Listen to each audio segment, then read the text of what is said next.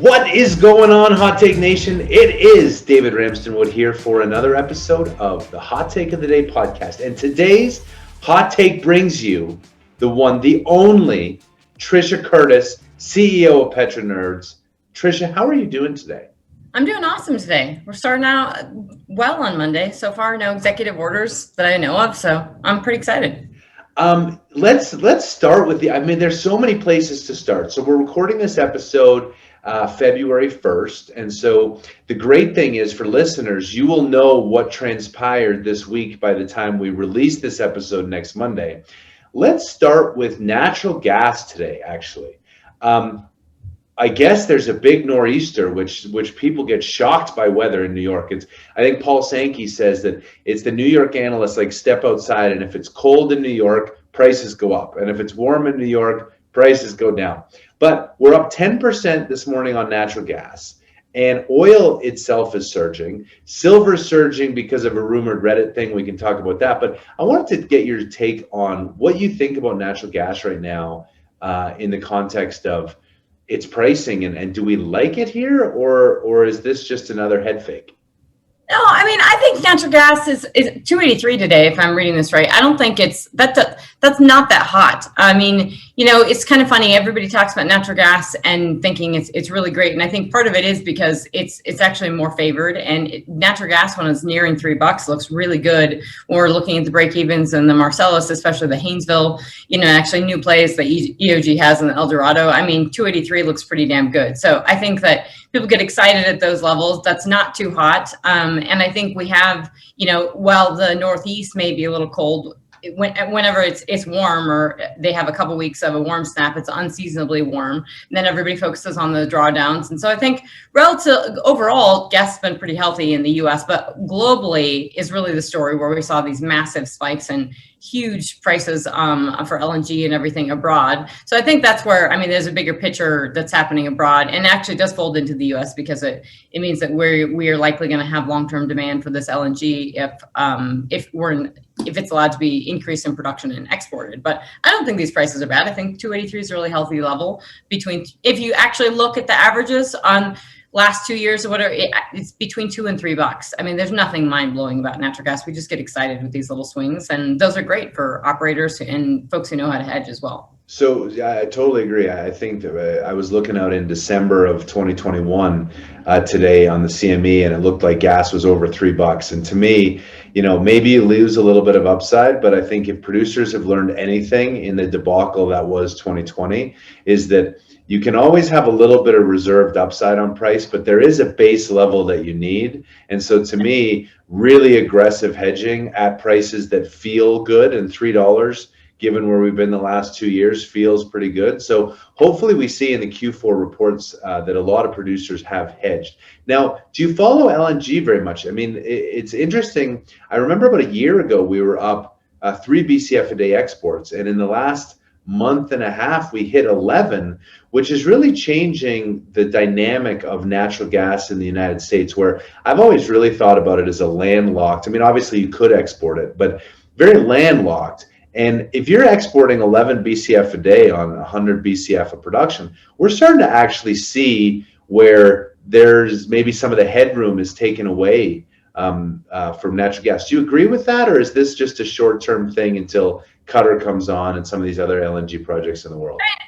The U.S. is impacted. We've been impacting global LNG markets, spot markets for a long, and technically if you're impacting spot markets, you're impacting the market. So we've been impacting global LNG markets since we started exporting natural gas. And the fact that we're, the fact that we're 11 BCF a day and we're maxed out, that's showing you that the massive arb opportunities that happened over the winter months with Europe and Asia. And it's also showing, it does show critically, I think, from a geopolitical point, how needed LNG is both in Europe and in Asia. But I think that we've been, ever since we've sort of allowed US natural gas onto the global market, it's had an impact. And partly because it had an impact in that it just scared the Russians and it changed the way the nature of these contracts. Interestingly enough, it's funny that there's talk now of whether or not people want to be they want to be priced against NYMEX or Brent, or they want to be priced against, they want to be like on a waving, just let it go on the index. So I think that's interesting, given that we saw, given crude pricing, and then we've seen these ratcheted up prices on LNG, and it's gotten folks pretty nervous. So now they're thinking of how they want to index. But no matter what, if we continue to export, or even if we if we left it at 11 BCF a day exports, that impacts the global spot market. And any continued exports from any of these countries, Qatar, anybody in the Middle East, Russia's going to have a big play in that game as well. And moving LNG to Asia, that all impacts it. It actually brings the price down because you just have more supply. So I think a lot about the decision for the U.S. to allow exporting oil. And I understand why people were pioneering it, to use the pun of pioneer being one of the drivers for it. But to allow us to start exporting U.S. crude, where we got up to about 3 million barrels a day, it did take that ceiling away from oil prices and allowed us to grow unrestrained. But I would make the case, going back to 2018, as you know, when I started the hot take of the day, that if we had just stayed at 11 million barrels a day and not done this big surge and over the top growing production into a world that didn't need it, oil would probably be sitting 65, 70. U.S. producers would probably have much healthier balance sheets. We would have gone through the wave of consolidation, and COVID wouldn't have hurt so much. So do you draw any parallels with the exporting of oil, allowing our light sweet to hit the market so we could have unrestrained growth? Do you think that could impact natural gas, or is natural gas so much the fuel of the future that Europe needs it, Asia needs it, everyone needs it, that it really doesn't matter, and we could, grow production 50 BCF a day and it won't really matter? Well, there's a lot in there, David. And there's always a lot. You got to pick the thread. Pick the thread you want. We definitely, I noticed this thread that you kind of mentioned, because you mentioned when you interviewed Chuck Yates, and I don't entirely agree that, we should have. You can try to constrain, saying that you could have capped U.S. output and that everybody should stop drilling, as that was, both of you guys, I think, mentioned that in that podcast, is that, okay, well, tell them to stop drilling. The interesting thing about U.S. oil, and what a lot of folks abroad don't understand, is that you can look on paper, you can look at the price of WTI, you can look at their balance sheets, and you can look at the rig count. You can say, gosh, it shouldn't be growing. We should stop growing the rig count. We should have stopped growing the rig count, months ago. But guess what? We didn't. And guess how? There's dozens and dozens of tiny little operators with a single rig that are running in the Permian. Why are they doing that? Because they managed to get the capital collected and they're drilling. And honestly, if you are in this business, if you were in the oil and gas business, there is no reason why you shouldn't have been drilling throughout this entire downturn. Not that politics aside in New Mexico, but that's separate. You had some of the lowest day rates you've ever seen. So if you think that you're going to be producing oil 2 years from now and you were at the heart of 2020, you should have absolutely been drilling. If you had the capital scrounged together, you should have been drilling. But that being aside, on where we were back then and allowing for crude oil exports, I was in DC. Pioneer was lobbying really aggressively. I met with them. There were all kinds, Continental Resources, Harold Hamm was lobbying aggressively, even though most of his crude never got, Bakken crude doesn't really get exported. Largely, Permian Basin crude and Eagle Ford crude to a large extent got exported, and it was on the Gulf Coast. And it did make sense from a technical perspective of our refineries in the U.S., what we produce and what we consume and what we needed and what the consumer actually consumes, and how the refineries, the complex refineries in the Gulf Coast, it made sense to export. Now, interestingly enough, Obama did not want to do those exports, nor did anybody in Congress want to really do those exports, because they feared that when they allowed them, the gasoline prices would go up and everybody would blame them.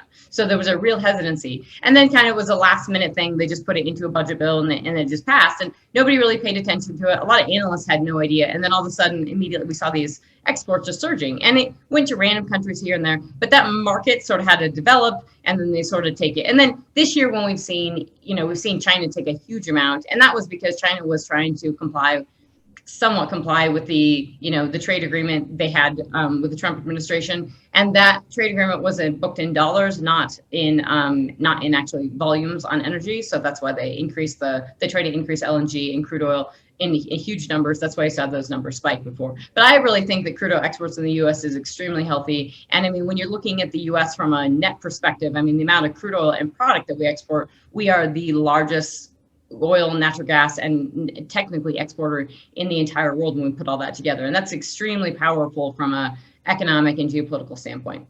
So concur, and like my question had a lot to unpack. There's a lot to unpack there. Yeah. I do want to come back a little bit. So I differentiate, as you know, I differentiate the small guys that can scrounge together capital to run a rig, because they're not really the ones driving volume. And so and I'm sure you saw it, Chevron came out with, and this is amazing to me, how Chevron's earnings were bad, and that surprised people, given that we knew that margins were atrocious, pricing was atrocious, like notwithstanding day rates. I mean, oil was $35 October 29th going into the election, and short of the vaccine news, which no one believed we would have a vaccine by November, but short of that news, oil is $35. Chevron rallies 30%, Exxon rallies 50%. But Chevron did come out and say that they're going to restrain growth in the Permian because they see the world doesn't need more oil. And so, I'm with you that oil companies drill and we make wells, and certainly there's a difference between big and small companies. But we have tried to grow our way out of debt since 2014, and we've never successfully done it. Whereas where price can hit 60, 70, 80, 90, it doesn't take a lot of oil off the market to really create this bull cycle. Are maybe our large producers thinking about it wrong, in that they're trying to manage supply, and they should, or their capital program, and they should really be managing supply more so?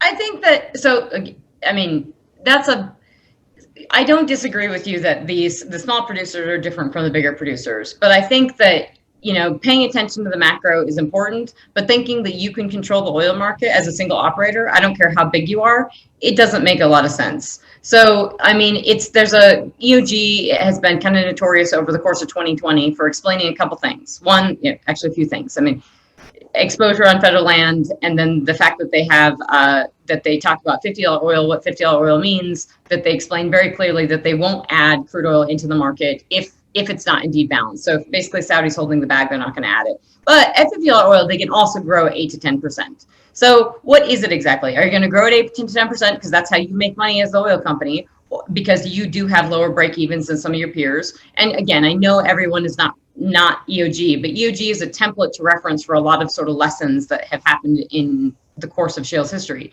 And so then they say, well, we're not going to increase production, unless the global oil, unless it's balanced. Well, it's obviously not balanced right now because, the Saudis cut production in January. And there's a lot of different reasons for that, but it's not necessarily the job of U.S. producers to manage global supply. The job of U.S. producers, to your point, is to make money. I mean, they're in the business to make money for themselves and their shareholders. And I would argue that a lot of these producers actually can make money north of $50 oil. And they were thinking they could make money around $50 oil, or they wouldn't have been putting their rigs back when prices were, 40 all summer and dropped into the 30s to your point and then came back. So I think that the concept that, you can't make money. Now things are changing. I mean, when you have we had very, very low frac prices, the ability to complete your well, we had low day rates. Now if that starts shifting, we see too much consolidation on the frac side or other places, and those prices go up, and they go up before they should, that's going to be problematic. But I mean, you should have, frac sand should be excessively cheap right now, way cheaper than it was, and it was already ridiculously cheap. I mean, there are opportunities to do things much better than you did them before. Just like in 2014, when things came down and everybody said, well, it's over, shale's over, we've drilled the core, and somehow we found out that we didn't drill the core in 2014 because, they continued in 2016 and 2017. Then you had Permian, and investors told everybody to get into the Permian no matter what they paid. And I have to blame Wall Street analysts a lot for that. I get really frustrated when people say, well, the analysts are pushing these guys to be ESG focused and methane focused. There's absolutely nothing that these operators can do that is going to increase their share price. Nothing. There's nothing. They could stand on their head. They could do everything which way to Sunday that these analysts tell them to do. It's not going to increase their share price unless there's a massive sort of change on the other side. And it is important to realize that the Wall Street side told them to get into the Permian at no matter what the cost. Who cares what the acreage price was? Get in there, and then immediately turn around and say, now you got to be free cash flow positive. Now, I'm not saying they never should have paid some of the acreage prices that they paid, and they should have been way more conscious, and they should have realized, people do understand the rock. They are in this business. So I'm not saying they didn't make mistakes, but I think that we have to understand that you have 30-year-old analysts in New York who have never actually, been in the field and don't know how this stuff actually works. So that they made some mistakes, I think is a reality. So you know what I love for listeners, there is, I think, a feature in your podcast. You can actually play the podcast back at half speed. And Trisha and I both know we've known each other for a long time, and we're both very fast talkers because we get very excited and there's a lot we want to say, but we're also trying to condense what we're saying in like a minute or a minute and a half answer. But we have so much to share that what we try and do is cram 9 minutes of information into every 1 minute of conversation. So this is going to be a 1 hour podcast that's going to feel like 11 hours. People are going to need a nap halfway through. But before we go on, because I want to unpack Saudi, I want to unpack EOG service costs, which I think are very low, but also not sustainable. But tell listeners about Trisha Curtis, the woman. How did we get here? Talk to me about Petro Nerds. Just give us a little catch up on Trisha for those who don't know you. Yeah, thank you. I appreciate that. And you actually beat Colin and Jake on getting me on your podcast. This is like my first, interview on these podcasts. So my business is, I'm third generation oil and gas. So I'll be very honest about that. My dad pumped oil wells. My grandfather pumped oil wells in Wyoming. My other grandfather was a wheat farmer. Most of the other family works in coal. So I grew up in a very hardworking, gritty family. And I have to say, I didn't think I'd be working in oil and gas. I was a country girl, and first time I saw the big city was going to Regis University here in Denver, was on scholarship, and it was eye-opening. I studied economics and politics and double majored and did a minor in criminology, and then really thought I'd be a lawyer and was pumped about that. And then tanked the LSATs, not great at standardized test taking, and was the best thing that ever happened to me, because then I was pushed to go to London School of Economics for my master's, and did my master's in international political economy. And then the Great Recession happened, and it was 2010. And I think it's important to point this out in 2010, because a lot of people are trying to liken now to 2010, and it's not quite the same. But I do feel for all the people that are job hunting, because I probably put in 400 job applications and maybe had one phone call and one real interview, and couldn't get a secretary position at BP, let alone at Coors, and bought a one-way ticket to DC and cold called every energy organization there, and landed at a small think tank. And that's where I really cut my teeth on everything Bakken, Keystone XL, shale. I mean, it was just beginning. I mean, a lot of folks don't realize that literally 2008 and to 2010 was when shale was just beginning. But we also had, you had oil prices that had supported everything. So oil sands was booming, everything was going gangbusters, and it sort of gave this breathed new life into U.S. production. And it was really fascinating on the outside, because my dad, my dad and my uncle were up in North Dakota working for EOG, and my dad was drilling, and he had never drilled before. And just hearing the stories of them was super, super fascinating. And that it didn't happen. I mean, it was sort of if you worked really hard and you were good, they were going to hire you and you could make it work. So that was super fascinating. Followed it. I knew I wanted to work in energy in some capacity. Definitely was interested in oil. And then I was in DC for 5 years. Never loved DC. And I like going back now, but it's not my place. And I learned a ton, though. And I have to say, looking back now, I was exposed to a lot of executives, a lot of major oil companies. And I was the girl that knew everything about the Bakken and about shale before everyone else did. So it was easy to create that sort of reputation with the small think tank. And then I came out to Denver and started my own business with my former co-founder in 2016. And that was another fun time to start a business in oil and gas consulting, which I have to say, it's not bad to, these are the times where you really have to force yourself to think, what am I doing with a company named Petro Nerds?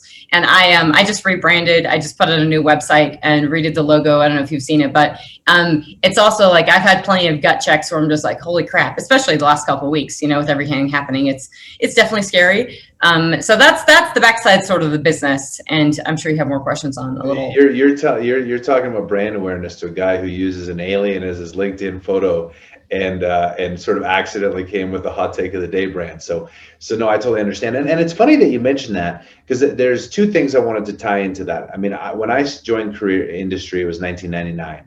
And I started my first summer job in marketing in 1997. And I definitively remember the company I was working for during that summer went bankrupt, because oil started the summer at 30 and ended the summer at 12. Mm-hmm. And then when I graduated university, there were so few jobs, and you're applying to everyone, and you feel just totally fortunate to get it. And then 2008, 2009, 2010, and the backdrop was that the housing crisis had crushed every other industry, but oil was 80 because we had just started this shale revolution. The world thought it was going to be short oil after it had thought it was going to be short gas.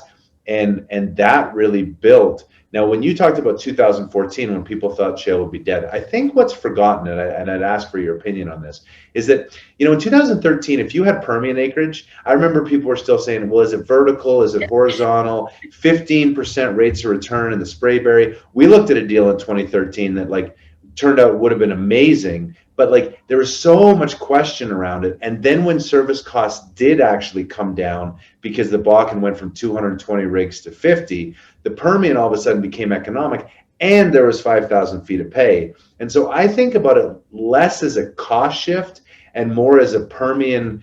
The technology had come so far with the Bakken and the Eagle Ford, and then it was available, and we didn't think we needed ceramic sand anymore, etc. And the Permian just took off in 2014 because nothing else really worked. We were kind of in tier 2, tier 3 acreage at that point.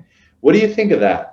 I've done a lot of work on that, and I did some papers that they're actually really timely. For the Oxford Institute for Energy Studies, I started working with them in 2014, and it was because there was so much demand, I think, from folks that they worked with in the Middle East and understanding U.S. shale, and I became the expert on U.S. shale in Oxford. So that I wrote a paper, I think, in 2014 looking at that downturn, and what was super fascinating was, every company coming out and saying, prior to 2014, EOG could not pump produced water downhole because produced water just wasn't going to work the same as fresh water. And then lo and behold, 2014 happens, prices go down, and guess what? Produced water, any sand, it all works. Just pump it down and see what happens. And it worked. And that was literally people didn't actually know what they were doing. They were just literally trying stuff because they were reducing costs, and it worked. The thing on the Permian, I think, is really important to realize is that there was a transfer of knowledge, and it was just up and coming. And that knowledge transfer actually left the Bakken and sort of only came back recently.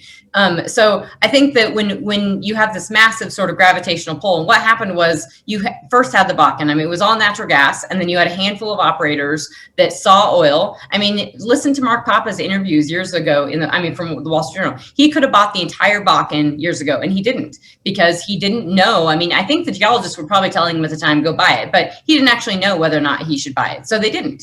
And they didn't buy all of it, and they could have had the whole damn thing. Now, think about that. It's just a new foray. So you're drilling in the Bakken, and then they said, hey, we know. They were ahead of the curve in getting out of natural gas, and they said, we know we need more oil. So they stepped into the DJ. The DJ was touted as the next Bakken, definitely wasn't. And they got into the Eagle Ford way before everyone else. They got the nice window of oil in the Eagle Ford, and it turned out great for them.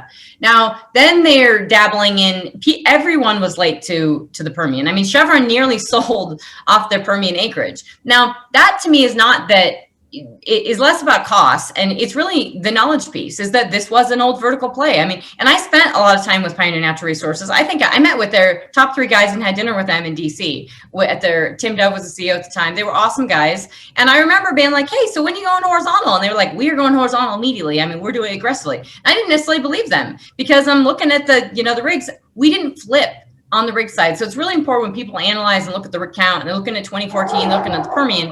Sorry, that's Axel the German Shepherd. The rig count did not flip until from vertical to horizontal, and you didn't eclipse horizontal rigs until that stage of 2014. So if you think about that, we had 4 years into the major shale from 2008 actually until 2014, and we didn't stop, drilling more horizontal rigs than vertical until 2014. That's pretty huge, and it tells you a lot about what was actually taking place within the Permian, how people were thinking about it, and this sort of knowledge shift. They didn't even know what they had under their feet. And then they realized, hey, we have to, you could drill a vertical well for $2 million and you could make some money, but you could make a lot more money, and you had to because that's what the market wanted. Now, were you technically making money and was it, were you free cash flow positive? No, but the street wanted to see that you were producing big and that you could drill that well for 10 million and you could get 2,000 barrels a day out of it. So that's what sort of pushed that. And I think that transfer of knowledge was huge at that time. And EOG did, some of the lessons EOG taught us in 2014 were big in that they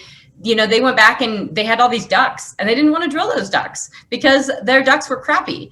Because they started drilling a little better, and tiny changes in how you land your lateral and how you frack.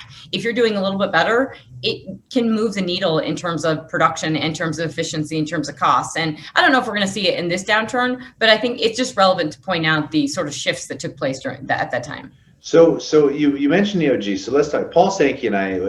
It's sort of a humorous bet. He went on CNBC about a month ago, and they said, give us your best trade, and he sort of tongue in cheek said, long EOG, short Tesla.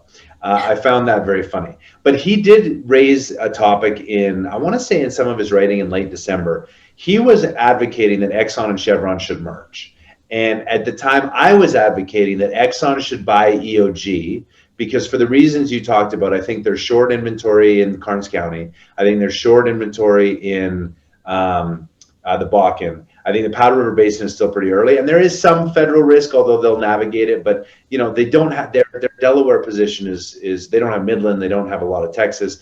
Whereas Exxon has not been executing, in my opinion, on all cylinders. I think EOG is probably the best operating company. They have a great balance sheet. So I've been advocating that Exxon should buy EOG, eliminate their onshore staff, and let EOG run the entire combined company. Paul has been saying, no, combine Chevron and Exxon. In either case, Exxon staff are all gone. But I'm curious, which merger would you like to see happen? And which one do you think might happen?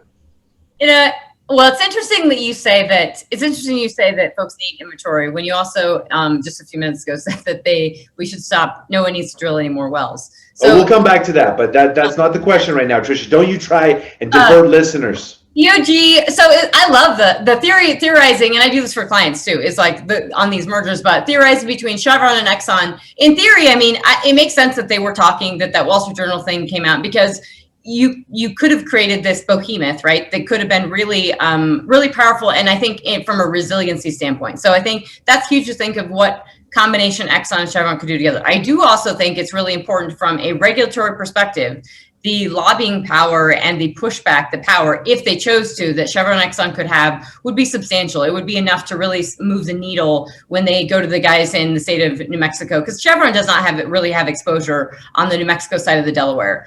Very, very little. I mean, they have like 100 permits, I think, right now, whereas Exxon has the most. Exxon has a massive amount of exposure to New Mexico and federal land. Yeah, that Bobco transaction brought 240,000 acres of really great but challenging acreage under potash. In order for them to develop it, that's a huge undertaking.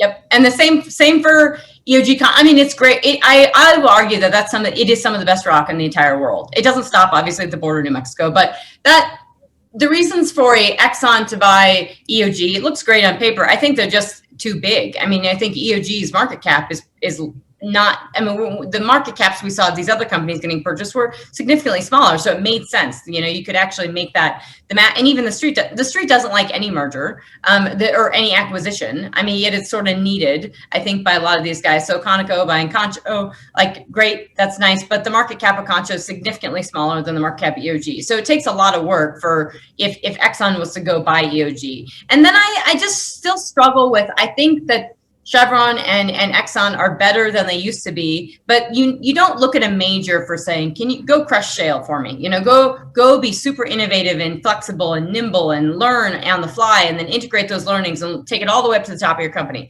Just doesn't work like that. So I think that's why XTO has probably struggled on the ground. I think that Exxon can do a lot. They do have some of the best rock in the world, albeit the regulatory side, keeping that aside. Chevron has a massive swath of acreage in the Permian as well. From an acreage standpoint, they have a lot to do. They're big, powerful companies. They have a lot of money. They're going to make this work. They can slow down. They can speed up. They can sort of do whatever they want. EOG is in a position that I would say, if you look at actually on paper and you look at their filings and stuff, they have a lot of acreage. They are heavily exposed in New Mexico, and they need more, I guess, in the rest of the Permian. So they would actually be a fit for Chevron or Exxon. That'd be for anybody. If somebody could afford it, there's no reason why you wouldn't do that. But it would be it's more likely with this administration that Exxon could buy EOG, or they could merge the Exxon and Chevron, because I don't think that they want, I mean, also the downstream side would be problematic because they would have to probably separate it. They wouldn't want them controlling the market. I mean, Exxon has done well historically because they could produce the crude, and even if it wasn't making money, they could send it to their refineries, and it sort of worked out in the wash for all the, how much money they made. So they could capture those discounts. You're not gonna, I don't see this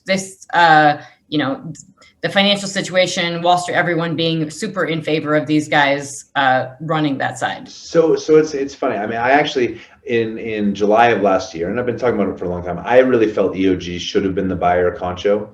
But again, I felt that the reason Conoco won was because Leach wanted to keep everything in Midland together. He's a patriarch of Midland, really has a lot of value for the team. And ultimately, a lot of Conoco people are going to get laid off to make room for the Concho people that I don't think you would have seen with EOG. But one of the comments that you made was, so I was not advocating for zero drilling. What I was advocating for was zero growth. And I would say that one of the things that's misunderstood, which we're going to tie to Wall Street, because they don't understand. And as you said, they wanted everyone to enter the Permian. They wanted everyone to go horizontal. Now they want everyone to go ESG, but they're always lagging because they don't understand the industry. And so one of my thesis has been the reason we need to acquire and pull together is because, let's say out of 100 cents of operating cash flow, it's going to take 70 cents to maintain flat production. Do you agree with that as a starting point before I carry on? That 100, repeat that number again? So 70% of operating cash flow is required in a maintenance production scenario. So out of every 100 cents of cash flow, you have to reinvest 70 cents to keep production flat. We'll set that aside.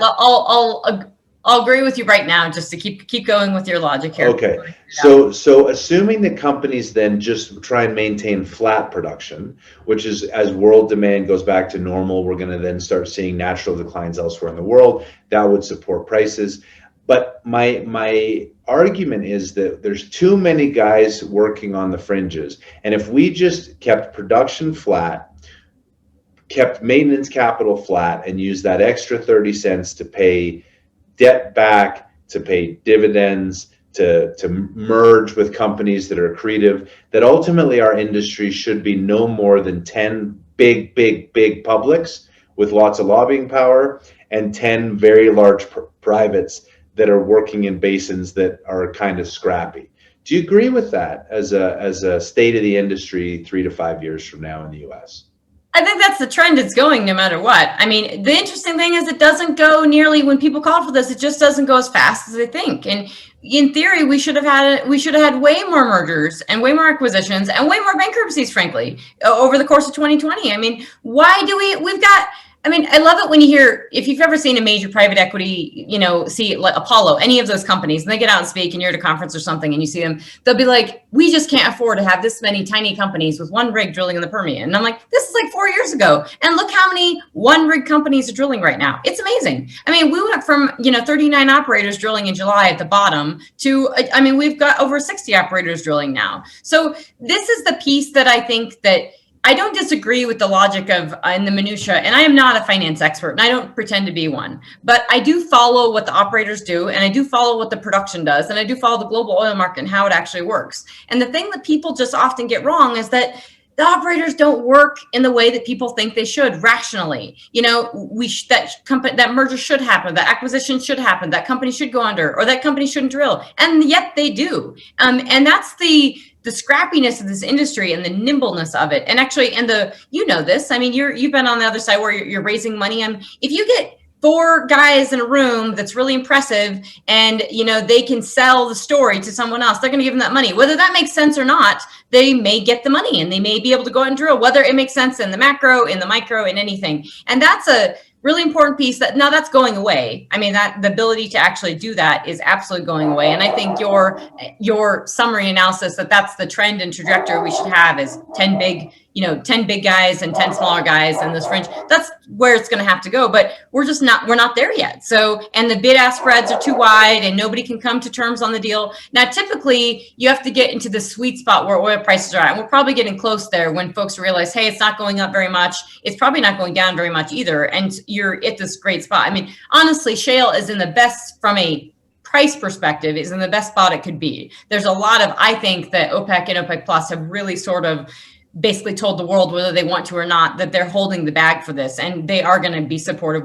They don't want to see prices go below 50. And so US shale has been given this gift of, you've got 50, but then they have this massive regulatory burden. And I think the issues this year are far more about that than it is about price. So it's really, how do you work can you make money at $50 oil? And every company that cannot make money at $50 oil, they need to do exactly what you said. They have to merge, or they have to sift out, or they have to be selling. And we'll see if there's an acceleration. I think the potential for tax increases, the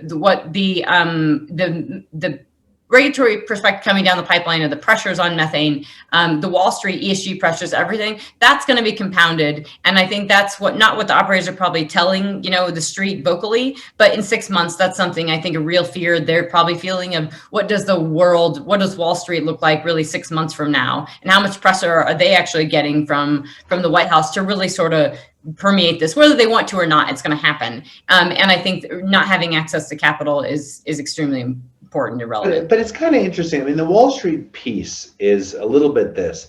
We don't have access to capital anyway. I mean, who has really raised capital from the public markets in the last 2 years? So share prices go up, share prices go down, share prices get used in equity for equity mergers. But it's not like oil, it's not like Exxon has gone to the equity market and raised $20 billion. Everyone has been using debt. Most recently, Exxon in 2020 raised $22.5 billion to support their dividend, even though their operating cash flow doesn't support it. I wonder if Wall Street actually has the sway. I mean, I would argue Wall Street should have zero sway in our industry, and that CEOs should be thinking about the macro. And I think we've seen it on the small side, right? Where Gallagher and Parsley sell to Pioneer, even though that's a Sheffield deal that Twitter loves to talk about. But ultimately, you're going to see the sub 2 billion, sub 3 billion guys get swallowed up because they just simply can't withstand this regulatory pressure. But that at the end of the day, we're never going to raise external capital and equity. We're always going to use debt or cash flow to support our business. So we don't really need Wall Street right now, would be my argument. I don't think the industry needs Wall Street. I think the compounding this, when I get people call me for interviews, whether it's Reuters or somebody else, and they say, explain to me like the sentiment around the industry. This sentiment is extremely important to go from negative prices in April and then to reel from that, and that not just negative pricing, but the inability to move your crude, and then the change, the massive overnight, and I wouldn't say overnight, it was building, but the compounded impact of the anti-oil movement. So you have that, you have the green tech, you have the shift out of oil and gas, and and that sentiment and the negative pricing and everything. So it's very hard for, I think, the oil industry to look forward and say, okay, what is the actual path forward? I mean, it's cloudy. Think about a tiny service company. I mean, really, your path forward, you have to be very strategic. You probably have to hire somebody like me, and you need to be thinking about what the hell am I going to do moving forward? And you have to have a game plan and a roadmap. And I would argue that many small guys don't actually have that, because they're just trying to hold on to what they had. So for most people, like you just said, the Wall Street doesn't matter in terms of the actual money that they're getting. And I think those charts that Haynes and Boone put out are fantastic, and that they explain, look, people are making money from cash flow. I mean, there are funding operations from cash flow. They are still getting a little bit of money from private equity, and they are getting a little bit of money from these like private family offices, which you probably hear, I hear. You do have private money. I mean, folks in Texas that have been around this oil business, that are comfortable in oil and gas, that do understand that their returns in oil and gas are, they're comfortable with whether that's 5 to 15% rate of returns, and they're comfortable with it, they're going to do it. Because they think they can navigate it. So it is important to realize that from a funding your operations perspective, I don't think Wall Street is important. And I said this, at the beginning of last year, and say it throughout, last year, is that at the beginning of last year, these operators were basically going to go alone. Prices were high, but whatever the share price was, they were just going to go to low to make this sort of work because they weren't getting the love from Wall Street anyway. And I think it's just different in that you have several compounding factors now that are weighing on this industry, and it's not just that one little piece. It's several other pieces that are weighing on the U.S. shale industry now. So I'm going to say some hot button phrases and I want your reaction, because you're as you said, these companies need to hire someone to help them with their strategic. So for small service companies and for large service companies, I have said over the last long period of time that we are overbuilt. We're overbuilt on frac equipment, we're overbuilt on rigs, and therefore prices have the ability to come way down for services well below the cost that they can replace. So my strategic action to all large service companies and everyone small is to merge, consolidate, and every time you get a new and incremental rig or a new and incremental frac crew, take a blowtorch to it and chop it up to reduce capacity. Now, what do you say to that? Well, again, it doesn't work like that in reality. We can plan this and say that's what you should do, but it doesn't actually work that way. I do think on the rig side is the rigs that are running are the most efficient rigs. I love working with service companies because their business is sort of ripe for disruption in terms of the analytical side and understanding how to morph and manage your business. But like the rig side, you have the highest horsepower rigs running, you have the high spec, you have the most efficient rigs running, and that has made, that's had incremental advantages for, drilling more feet per day, and same for the frac side. And I think it was Chris Wright noted last year, early last year in his earnings call about the efficiency gains, how much massive efficiency gains on the frac side there were, of just how much more you're fracking per day. Now, how much more could they eke out of that was a question. But also interesting, these shifts, these ESG shifts have happened. I believe Halliburton had said they weren't going to the electric frac fleet, like flat out said, we're not going to go there. And then in the last earnings call, just recently, I think they mentioned emissions 11 times within their earnings call. And they said they're talking about the electric frac fleet and what it's going to do for their operators and the business and everything. So they're being pushed to go electric, even though it doesn't make economic sense. It makes no sense. It's probably the worst for a service company, guys. The electric frac fleet, they're $60 million or whatever for a fleet versus $24 million. You're never going to be able to price them. And it is the worst business model ROI ever. To me, Halliburton even mentioning it in their calls, they should just stop. Again, they're not raising money externally. So why do they care about their stock price? Their goal should be to survive. And if they're generating cash and they think their stocks are undervalued, they should buy them back. I would argue that they're massively overvalued, but that's fine. I think that they think, though, to some degree, that they want to be, they don't want their stock price going to zero. They want to be I don't think anyone's fully mapped out and navigated the long run trajectory of what this pressure from Wall Street and this ESG stuff means. So I think they would like to be a long only or sitting in some portfolios. And if they don't, there's got to be somebody within there on the IR team saying, if we don't comply with this stuff, if we don't push this stuff, we're not going to make it into a long only portfolio. I would argue that over time, they're not going to make it at all, that anything related to oil and gas is going to be completely taken out. So this is like Aubrey McClendon donating to Greenpeace back in the day, hoping for I don't know what he actually hoped, that he would get some love, that it would just be easier on him. It didn't help at all. So this is no different than, if you think that you could do everything, again, you think you can stand on your head, you can do everything ESG perfect, and there are things you can do better. If it's operationally better, if it reduces emissions, if it's better, and I'm not arguing any of that works. But EOG was one of the first companies demanding I think EOG is running more electric frac fleets than anyone. Now that's a deal and a bargain for them, because they are not paying those service companies more to run those electric frac fleets. And yet those service companies are going to have to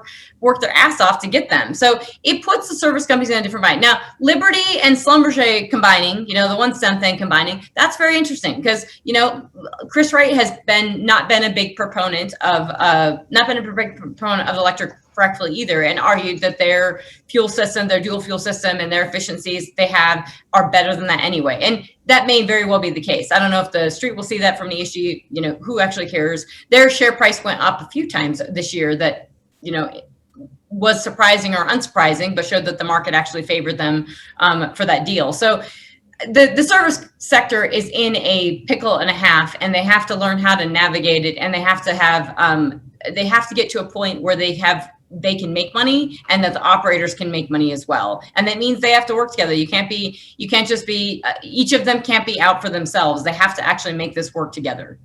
Okay, phrase 2. all the rock in the United States worth owning is already owned and in some capital structure. So if you want to continue as an oil and gas company, you're going to have to deal with one of those capital structures, and there is nothing new to find.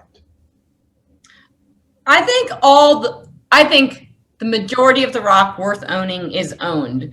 I do think that, so like for the Bakken, yes, it's all owned. Is the Bakken done? No. Is the from a technological perspective, is the rock in the US done giving you more growth? I think absolutely not. And I'm happy to go on the record saying that. I think from a technological perspective, the rock could keep giving you a little bit more. Is it owned, and is it maybe tapped out from that perspective? Probably. I do think that Oklahoma and Texas, because they have the least amount of federal land, I think and we have supported prices north of 50 this year. I think we will see better things for Oklahoma and Texas. Now, Oklahoma it's gassy. We got the stacked scoop that didn't sound great before, but man, Continental Resources, Harold Hamm should just lean into this hard on his earnings call and be like, hey, remember the stacked scoop and how it was too gassy before? Now gas is great, and we have all this gas, and guess what? It's in Oklahoma. We don't have federal land exposure. We have the pipelines. We're going to produce this. I mean, this is what EOG came out with their El Dorado play, which is just gas in the Eagle Ford, and said, hey, we got low break evens and we can take this market. That little thing that EOG did is what lots of folks are going to do. They're going to, I think you will see newer plays across Texas. I think that what you see, if you look at the map of the Permian Basin, which I've been studying actually all weekend from a rigs, permits, and sort of ducks perspective, if you look at that map and you see like upper Midland, and you see where we did have the shift toward Midland, over the course of 2020. And part of that was because it's shallower, it's more well-known, it's a little easier to drill, and it's a little bit cheaper. And so it's sort of that natural sort of focal point. That's also, you're going to have all kinds of shifts just within the Permian Basin that you wouldn't have had if you wouldn't have this pressure on New Mexico. So everything from a lot of operators are going to have to shift down, and you're going to have all this new life and these changes breathed within to the Permian. So things that people thought weren't going to happen in the Permian, areas that they didn't like before, they may start liking. And I think that could be said for other oil plays and gas plays within Texas that may not have looked that good before, but when you've got Governor Abbott behind you saying, yep, unleash this sucker, I think that it does well for the state of Texas, and I think we're going to see more plays pop up. EOG makes me laugh because it reminds me in 2008 where they had the Bakken and then they had the Bakken Light. And then, guys always like to rename claims. I'm pretty sure this El Dorado play is just the East Eagle Ford, right? It is the East Eagle Ford. I mean, it's hilarious. Everyone's known about it forever, and the wells are bad for oil. And all of a sudden, EOG is like, and it was like Marathon. I don't know if you remember in like 2016, they were pushing the Austin Chalk because there'd been some, and Teal, the private equity guys, they went in Austin Chalk and EOG Austin Chalk. And it's like, we've already tapped out the Austin Chalk. Like you've hit a couple natural fractured gas plays. This is not repeatable, but we go and reinvent it. Okay, so you had me on that. So then the third phrase, US E&Ps should shrug. We should stop fighting the ESG narrative. We should stop talking to Wall Street. We should stop telling people what we're doing. We should stop changing to electric frac fleets that make no sense. We should just do all our own thing, shrug, and by shrugging and letting production decline, prices will come up because we have been the swing producer in the world. And things look a lot better for this industry at 70 or 75 and $4 gas. And more to the point, then consumers will actually start yelling at the politicians for how expensive their energy is, because right now we've provided cheap and affordable energy for the last 10 years, and no one sees the pain that's coming if it's just wind and just solar, and the sun's not always shining and the wind is not always blowing. And so people are undervaluing what we bring because we're so efficient at producing it. So we should just shrug. What say you? So again, there's a lot to unpack there and get into there. So I think firstly, renewables, I mean, the oil and gas industry does not have to hate renewables. And wind and solar are not direct competition to oil. I mean, I want people to understand that Oil does not go into the power grid. Oil fuels your vehicles and does a lot of other things, but it does not. Coal and natural gas, in terms of fossil fuels, are what, largely turn your lights on in your house. And for those of us who grew up I grew up in northwestern Colorado and southwest Wyoming, and we actually went to the coal mine, visited the coal mine and the power plant in the same day. And so when we were kids and we turned on the light switch, we knew exactly where the power was coming from. And so it is a really, really big deal in these communities when they're shutting down the power plants and when they're shutting down the coal mines because they don't have any jobs. And I know this administration says that, they can all go, manufacture solar panels, but there aren't that many manufacturing solar panels. And most of the solar panels are actually manufactured in Asia. They may be able to install those. That being said, there's nothing, solar, wind, they're getting lots of credits, everything's going toward them. And we can unpack the cost of capital at a sort of later point. But oil and gas, in terms of you can do things right, you can try to drive those costs down, you can do everything from that perspective. I think the idea, what I really want to point out in some of those statements is the idea that the U.S. can control the oil market. We obviously impacted the oil market because we produced nearly 13 million barrels per day before COVID, right? So we were the only growth in the entire world since 2008. We were the only growth.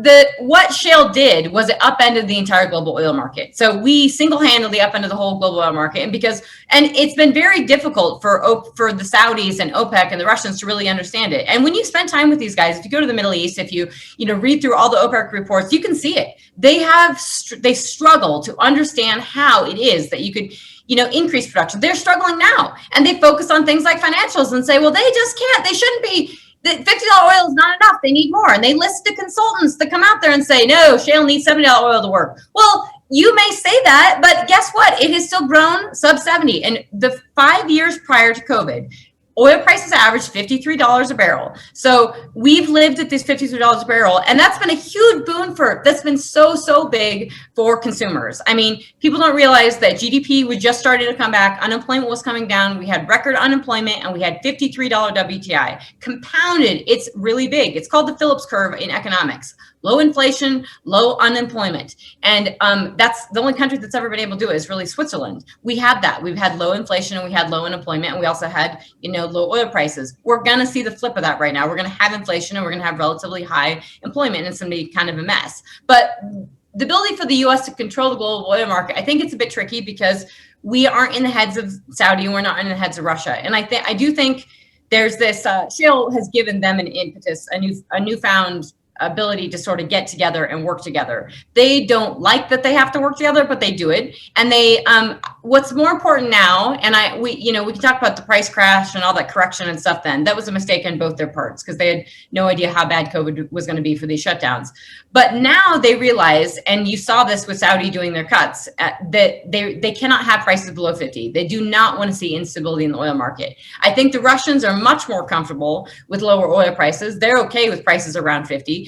They don't want prices to go too high because they do recognize peak demand, and they're concerned that if prices get too high, that's going to curb demand. And I think that has to be a realization for oil producers in the U.S. That has to be a realization for Saudi, for everyone, is that, high oil prices are going to impact demand levels, and they have an incentive to push people to renewables and to say, okay, we can now, there's maybe a $10,000 cost difference on the average electric vehicle between an internal combustion engine vehicle. And so higher oil prices do help incentive. We can give somebody a tax credit and we can push them over. And I'm not saying right or wrong, what's the right direction there. I'm just saying that the oil industry, the longevity of the oil industry, the premise is actually low and stable oil prices. And while the Middle East may not do well under low and stable oil prices, they actually do better than it looks. $50 oil in the Middle East looks a hell of a lot better than what they average. I mean, average Arab light prices if you look up on the Saudis, it was $18 in April. It was $25 in May.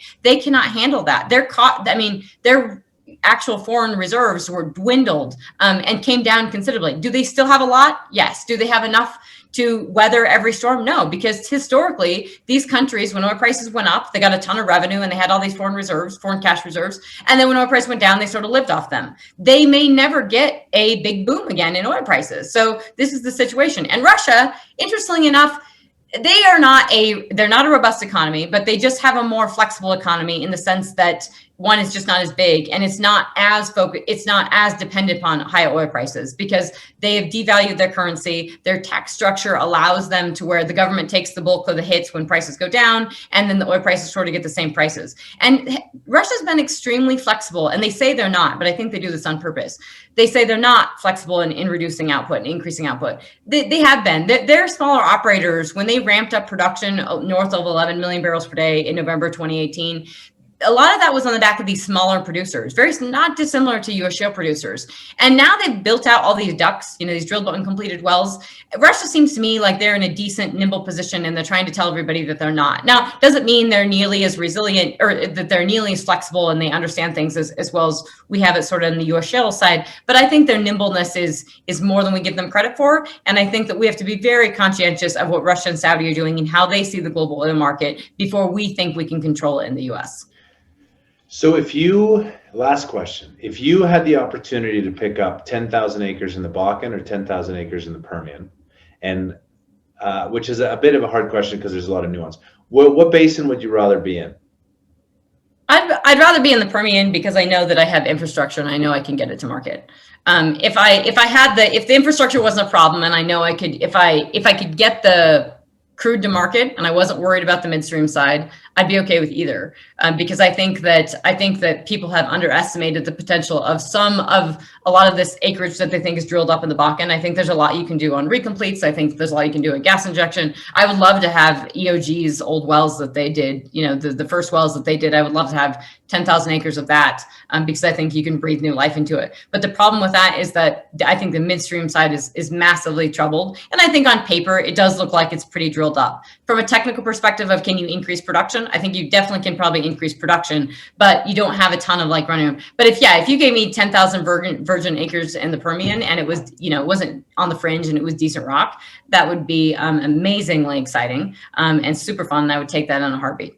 Well, I'm sure glad EOG didn't own the whole Bakken because my career was sort of based on what I did at Enerplus from 2009 to 2012. And if EOG had bought the entire Fort Berthold Indian Reservation, I would not be sitting here doing podcasts. Last question for you today, Trisha. If you could go back to yourself 20 years ago and give yourself some advice that you wish you knew, something you wish you knew that you now know, and that you could give advice to younger people on, what would that be? I mean, I am really blessed and really fortunate that I had great parents that taught me how to work really, really hard. And I would say, I actually see Jake and Colin's posts on LinkedIn all the time and about their hard work. And I have to say, this industry, I mean, I don't care what industry you're in, hard work matters. Like to do what I'm doing on my own and to be my own boss right now, it is really hard. I mean, I stay up late every night, I work every weekend and I do this, but I love it.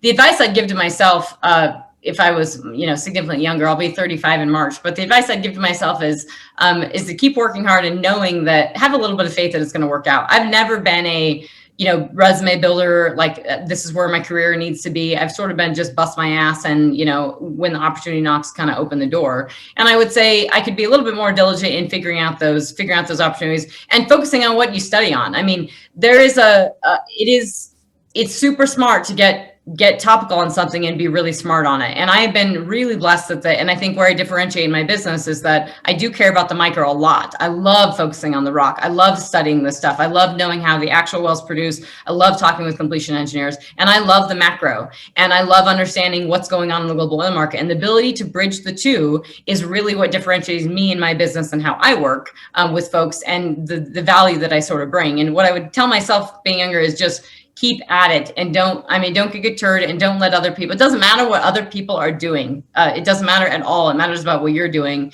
and just keep crushing it. I love it. Trisha, where can people follow you? They can follow me I'm horrible on Twitter, so I have a modest presence, but they can follow me on LinkedIn. I do post stuff on LinkedIn. They can also, so it's Trisha J Coffee on Twitter. LinkedIn is just Trisha Curtis, and PetroNerds has a brand new website. So you're welcome. Please check out the website at petronerds.com and check out the logo. Give me feedback. I would love to hear it. Same stuff on LinkedIn. People have been really vocal about some of these posts I've been making, so that's fun. LinkedIn is I have a love-hate relationship with Twitter, as many people know. I like that there's more nuance in LinkedIn. I think that it's an untapped place for real content, and I'm glad to see you're posting out there. Trisha, thank you. I always enjoy our conversations. For those who listened, you have 9 hours worth of stuff that you can unpack in 57 minutes. Where else can you get such incredible value than the Hot Take of the Day podcast? Trisha, thank you for joining us. Thank you. I appreciate it, David. Until next time, be safe, be good, have a great day, and bye for now.